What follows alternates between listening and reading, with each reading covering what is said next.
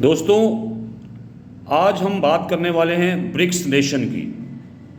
पहली बात समझते हैं कि ब्रिक्स का मतलब क्या है। ब्रिक्स का मतलब होता है 5 कंट्रियों का कोलैबोरेशन, जैसे Brazil, Russia, India, China and south Africa. But दोस्तों, अब कई नेशंस इस ब्रिक्स नेशंस के साथ जुड़ रहे हैं, और क्या ये भारत के लिए एक मौका है या एक चैलेंज है, आज हम उस पर बात करेंगे। My self doctor Ajay Bhatia from IMS academy. दोस्तों, ब्रिक्स कंट्रीज जैसे ब्राज़ील, रशिया, इंडिया, चाइना और साउथ अफ्रीका, ये एक मेन मेंबर्स हैं ब्रिक्स के। अब हमारे साथ नए मेंबर्स जुड़ रहे हैं, Saudi Arabia, UAE, Iran, Egypt, Ethiopia and Argentina. दोस्तों, क्या ये हमारे लिए एक मौका है या कुछ चैलेंज है हमारे लिए, आज हम उस टॉपिक पे बात करेंगे। तो इस नए नेशन में इंडिया की क्या पोजीशन होगी, आज हम उसके बारे में बात करेंगे। दोस्तों, ब्रिक्स का शुरुआत 2010 में हुआ था, जिसका मेजर ऑब्जेक्टिव था इकोनॉमिक कोऑपरेशन, आपस में इकोनॉमिक कोऑपरेशन लाना, रिफॉर्म्स लाना और ग्लोबल फाइनेंशियल इंस्टीट्यूशन ट्रेड के अंदर काम करना और लोकल करेंसी के अंदर काम करना। अब क्वेश्चन अराइज होता है कि ब्रिक्स क्यों एक्सपैंड कर रहा है अब, क्योंकि एनर्जी सुपर पावर की बात करें तो साउथ अरेबिया, UAE और ईरान, ये 3 कंट्रीज़ ऑयल नेशंस कंट्रीज़ हैं। अगर हम इनको जोड़ लेते हैं तो हमारी जो अमेरिका के ऊपर प्रेशर है वो डाउन हो जाएगा। अफ्रीका और लैटिन अमेरिका का रिप्रेजेंटेशन बढ़ जाएगा। इसका मतलब अगर ये कंट्रीज़ हमारे साथ जुड़ जाती है तो हमारी ह्यूज मार्केट रिसोर्सेज हो जाएंगे और 60% GDP का कंट्रीब्यूशन इन्हीं कंट्री से मिलेगा, जिससे हमारा ग्रेटर कलेक्टिव कोलैबोरेशन होगा, हमारी बार्गेनिंग पावर बढ़ेगी डेवलप नेशंस के साथ।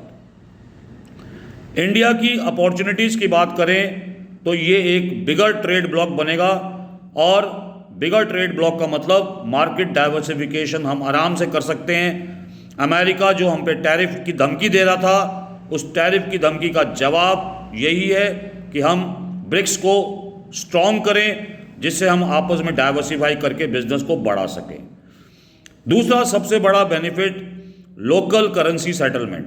हम लोग आपस में मिलके लोकल करेंसी में भी काम कर सकते हैं, जिससे डॉलर की डिपेंडेंसी कम हो सके। एग्जाम्पल, रशिया और इंडिया, रशिया की करेंसी रूबल और इंडिया की करेंसी रुपया, हम आपस में ही ट्रेड इससे कर सकते हैं, और जिससे डॉलर की डिपेंडेंसी कम होगी। हम अपने एक्सपोर्ट्स को बढ़ा सकते हैं, स्पेशली एनर्जी सेक्टर में, फार्मा सेक्टर में, IT सेक्टर में UPI पेमेंट्स को हम आके काफ़ी इंक्रीज कर सकते हैं। बट इंडिया के पास चैलेंज भी है, जैसे चाइना का डोमिनेंस। चाइना ब्रिक्स नेशंस में एक डोमिनेंट पोजीशन रखता है, वर्ल्ड इकोनॉमी में नंबर 2 पोजीशन पे है। दूसरा, आपस के अंदर जियोपॉलिटिकल फ्रिक्शन, जैसे आपने अभी देखा कि सऊदी अरेबिया ने पाकिस्तान के साथ एक डिफेंस डील की है, जिससे अगर पाकिस्तान पे कोई कंट्री अटैक करती है तो सऊदी अरेबिया उसका फेवर करेगा, और सऊदी अरेबिया पे कोई कंट्री अटैक करती है तो पाकिस्तान उसका फेवर करेगा, जिससे ब्रिक्स नेशन में आपस में भी फ्रिक्शन पॉसिबल है। इसीलिए बैलेंसिंग बनाना जरूरी है, अगर हमको quad Nations, European nation, America को जवाब देना है तो। अगर हम इम्पैक्ट की बात करें, ग्लोबल ऑर्डर पे क्या इफेक्ट आएगा इसका, तो डॉलर की जो डिपेंडेंसी थी, या आप कहो डॉलर डोमिनेंस, वो अंडर क्वेश्चन आ जाएगा।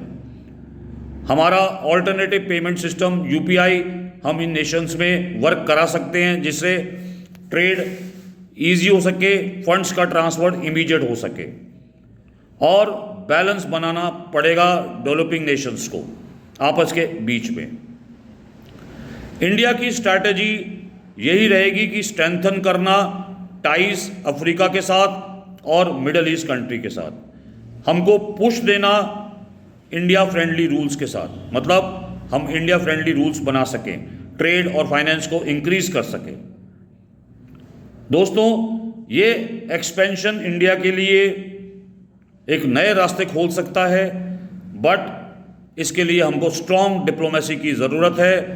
अगर हम स्ट्रॉन्ग डिप्लोमेसी कर पाए तो इंडिया की डोमिनेंट पोजीशन रहेगी वर्ल्ड इकोनॉमी के अंदर।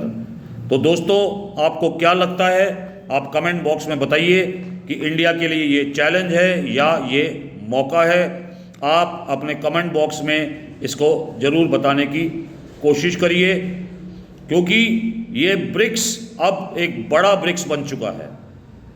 दोस्तों, आप लाइक करिए, शेयर करिए IMS एकेडमी को। Thank you very much.